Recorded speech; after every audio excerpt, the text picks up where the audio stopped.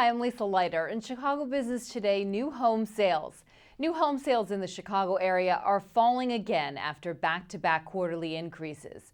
Real estate consultant Tracy Cross and Associates says new home sales dropped between April and June from a year ago. They fell 11.8% in the second quarter, according to data provided exclusively to Crain's. It shows that suburban single-family home sales fared the worst. The expiration of the first-time homebuyer tax credit is partly to blame for the drop-off. But builders like Jeff Bennick say the tax break only changed the timing of purchases rather than increase total demand. $8,000 shouldn't make a difference between somebody buying and not buying, or a whole market buying or not buying. It amounts to about $40–50 a month. Some people who are squeezing into it might find it, a knockout. But for the most part, I can look at the buyers that we've had the last year. $8,000 in price wouldn't have made a difference in their qualifying personally or in terms of the mortgage.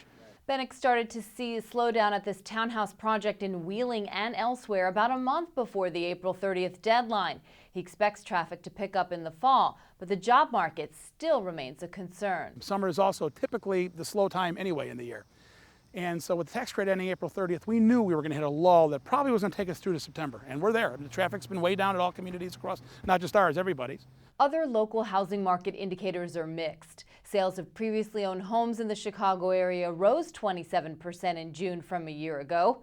The latest report on home prices from Standard & Poor's Case-Shiller shows them edging up in May for a second straight month, but they're still lower than they were a year ago. And foreclosures are still a problem. Local filings rose by almost 23% in the first half of the year versus the same period a year ago. Builders like Bennick are facing competition from those foreclosed properties.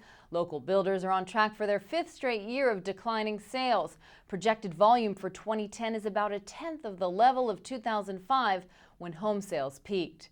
The weak demand has wiped out nearly 100,000 local jobs in the housing sector, contributing to Chicago's 10.6% unemployment rate.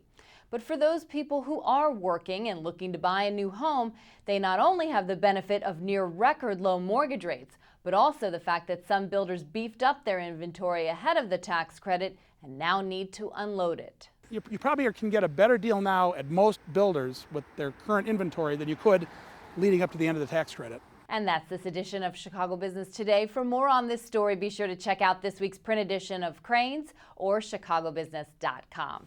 Thanks for watching. We'll see you tomorrow.